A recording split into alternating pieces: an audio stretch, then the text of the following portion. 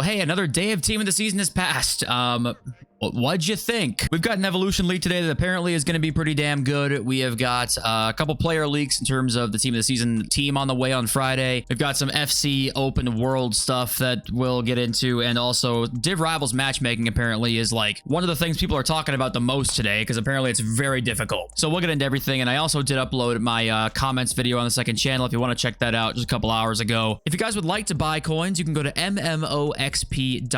There will be a link in the description down below. They are the cheapest and the safest option. You can use my code JFC at checkout for an 8% discount. And obviously we talked a lot about like the temperature check on what people are feeling like for Team of the Season right now, and has that changed at all? Has it gotten more positive over the last few days? I don't really know what they've dropped to make it more positive, but I don't know. I attempt not to be negative every single day. I don't want to be. I don't like it, but one way I guess I can praise EA right now is I liked the EVO today that came out, and it seems to be pretty popular, and it's free as well, so that's better. You know, free EVOs again. A good free EVO. It's something you don't see too often anymore. You know, we used to see these quite a bit. Not so much anymore, but a good free EVO, sure, we'll take it. Oh, but I guess, yeah, let's start talking about Rivals matchmaking because that's been on like everybody's mind for the past day or so. The most viewed / interacted with tweet of the day today was this: is it just me or is Rivals extremely difficult? Every match feels like a 15-0 game, and I saw somebody in the replies down here. Yeah, right here. I went 13-2 this weekend, but can't get into Division 1 currently. I didn't care where these people in Rivals are even coming from. And then when I went to the subreddit, just the very first post I saw when I checked an hour ago was difficulty in Div Rivals. So I don't know why everyone's talking about this today, but everybody is. But apparently it's been a thing for the last like few weeks that it's been very difficult, and even maybe up to a few months. Now this is very anecdotal, right? We don't have any proof that like anything is even going on here. People are just thinking maybe the matchmaking is bugged or something, because usually when you see these posts, you'll see some replies where it's like, no, it's actually been super easy for me. I didn't see like a single one of them. So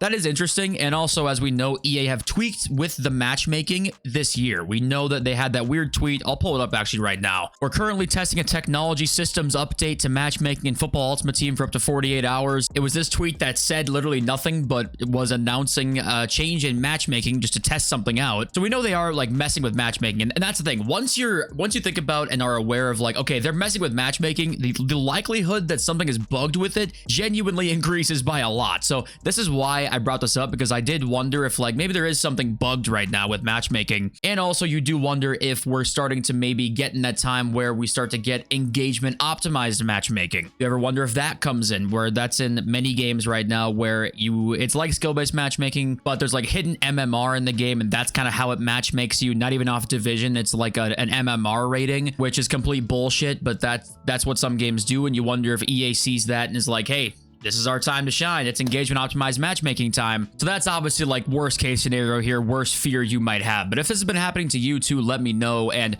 obviously this EA tweet, we never heard any follow-up from this. There was nothing. This is February 20th, right? We're going on like 3 months since this tweet. Heard nothing else about this. So is there a change in matchmaking going on? I mean, there always could be. It would be almost impossible to find proof of this anyway. There's always been questions about champs matchmaking and how some people are playing 10-0 players and they're 4-5 or something like that. There's always some weird stuff going on. I wouldn't be shocked if it's just bugged right now. Maybe that would be my guess as to why maybe it's a little bit harder. And it is strange though that it's harder for like everybody. So that would suggest maybe like some sort of across the board matchmaking change, but I think it probably is just either bugged or it's just nothing really. At the same time, when you get that many people saying something, you got to kind of look into it and be like, hey, there could be something going on here. So if that's been happening to you, then let me know as well. I want to quickly address this because this is going around a little bit today too. EA open world models. We've known this for a little bit that they're going to be used in EAFC games coming up here. EA said this, I think it was in October or November earlier this year. They said that there's going to be open world modes in these games. Like it's going to happen. I shouldn't even say modes. Apparently it's tied to all modes. Open world is apparently tied to all modes because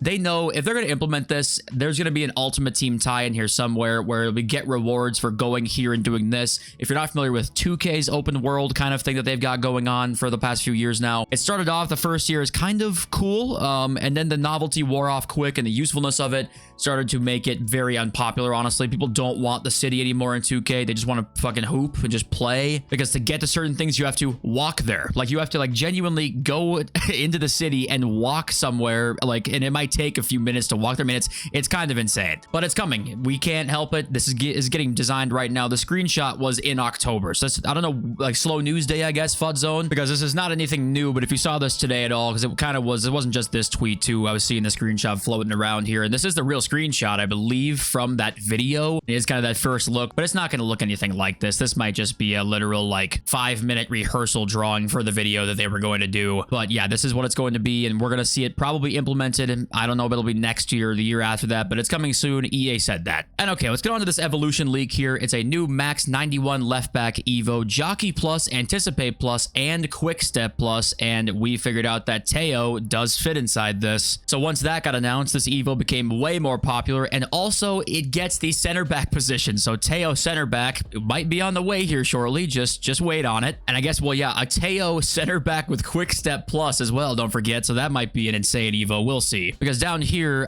this was replied to. This Rick TH tweet says, I've waited so long, and the Theo with this stats here, I think it was Fut Yapper replied and said he fits in. So we're gonna get a really nice Theo evolution and a good left back Evo here, hopefully. Big stat boost as well. Max 3 positions, max 10 regular play styles. And he didn't reply to like anybody to see if they fit or not. But that is the evolution leak that is on the way here. And Cancelo, I'm assuming, also fits in, I guess, right? But okay, next up here is a rest of Europe leak, which is interesting. And it's going to be a Shaqiri team of the season card. 18 goals, 20 assists in 31 games. Carried Basel to a first title since 2017. Stats, I believe, are just predictions on the Shaqiri card, but that obviously, Shaqiri, I think he has a unique body type in FIFA, I want to say, and unique body type players get +4s on all stats. I don't know why, it's just the engine's broken, but yeah, this is why I want to give EA their props, because when a Shaqiri TOTS card that is in the Swiss League, right, they can make this card juiced, it gets chemistry, like that's pretty awesome. This chemistry change makes the rest of Europe team of the season actually interesting, and why not boost it and make it go crazy, because they're in the off leagues, right? So I definitely do want to say that that is one of the best changes they've made this year with team of the season. In fact, it might be the only great one, but not to be negative, we're gonna be positive. But yeah, Shaqiri on the way here, and then we got some Serie A TOTS leaks, just a couple more actually. We've got ourselves these two here. He says Napoli fans, Lukaku and McTominay are coming during Serie A team of the season. Stats and playstyle pluses are a prediction here. So that's nice to see, and hopefully Lukaku gets a pretty juiced out card in there. And also, if you're wondering who like is gonna make Serie A team of the season, we can go look at a concept here quickly. Here's a concept. We know Thuram's already in there. DeMarco, Retegui is like the top scorer, I want to say. Reinders, Dumfries, Çalhanoğlu, Moise Kean, Barella, Bastoni's probably a guarantee in there as well. I did see a couple of leaks that were Bastoni and Retegui. It was not from a tier 1 guy, and also they're super obvious to make it, so I'm gonna go out on a limb and say they probably didn't have the leaks, and they're just saying that because it's a guarantee. But there's this starting 11, and then also we've got this over here with Lukaku, who's made it. Christian Pulisic's like a guarantee almost as well. Zambo Anguissa, Lobotka, Zaccagni in there as well. So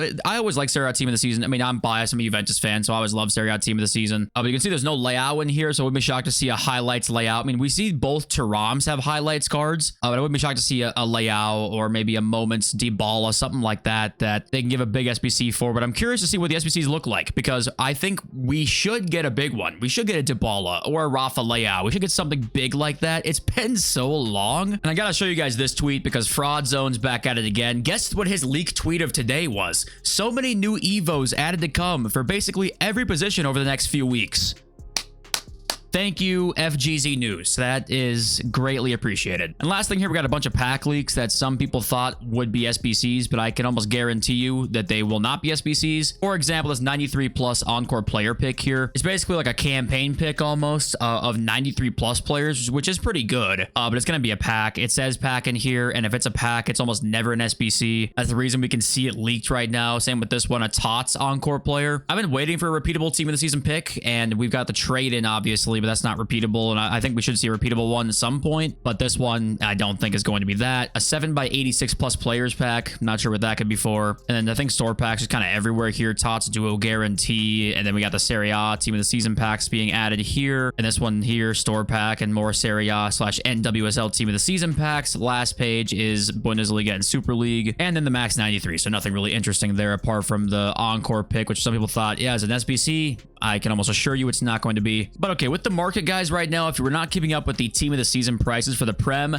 they didn't do well. They did okay the very first day they left packs, but other than that, they did terribly. Isak's like down a few 100,000 coins at the minimum right now. It looks like so far, no team of the seasons have rows out of packs. So I'm not going to tell you to buy any because none of them have rows. The one day I went and bought a few Trents and they did like basically a few thousand profit when it was like a day or so in, I think. It wasn't much of anything at all. So I'm just going to go out on a limb and say say I wouldn't buy any. And right now, until the end of the year, the market probably is going to be the same way. I don't think the market goes up. I don't know what makes the market go up anymore. I don't think it can. But I thought this was interesting because FUTGG has this new meta rating now. It doesn't really mean anything, but it's some sort of calculation they have in their system of how good a card is, obviously, or how quote unquote meta a card is. And the number one player actually on their list, better than this R9, Pele, Dembele, Kane, is actually this harder card who I told you guys I really enjoyed. So I would definitely recommend trying this card out because I think you're going to like her. And I just thought that was funny that she actually is the number one rated card over all of these guys here. I mean, for example, like this Dunn card, is she the 10th best card in FIFA? No, right? So this rating is a little,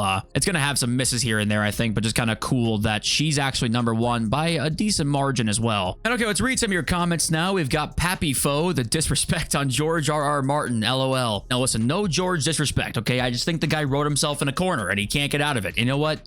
Listen, it's hard to keep track of all those goddamn characters, okay? But EA, they followed suit. They also got themselves trapped because they needed that sweet EVO money and they couldn't help themselves. And those 82x20s, that Team of the Year promo, they sat back and went, you know what would hit like crack right now? And it hit like crack. It did, but the repercussions were there, and George R.R. Martin, they became. But no disrespect, great guy. And we got Doc and Rum here, channel legend, says this interesting one. If you're still playing this game, you're going to crush people in FC 26. The casuals are gone. Every match is a sweat fest, which could be because of matchmaking being bugged, or everyone's just gone, obviously. And the brutal competition will make you better. Just don't expect to have fun. And that's true. And I don't think I mentioned it enough, actually, in like that portion of the video, that matchmaking might just feel harder because there's less people on the game. That's just a simple like side effect of that. Odds are it's harder core players staying on the game, which then odds are you're playing better players on a game-to-game basis. So that also could 100% just be the case here, and most likely is the case. It's just interesting that like nobody was saying matchmaking was the same. It was like everyone was like, yeah, it's kind of way harder than it was, which would make sense if there's just not as many casuals on the game anymore. Wait, hold on here. 10th Wonder says finesse is still the best because you can do finesse low drivens now. Wait, hold on. I might not have been familiar with finesse's game here. Finesse low drivens is a thing.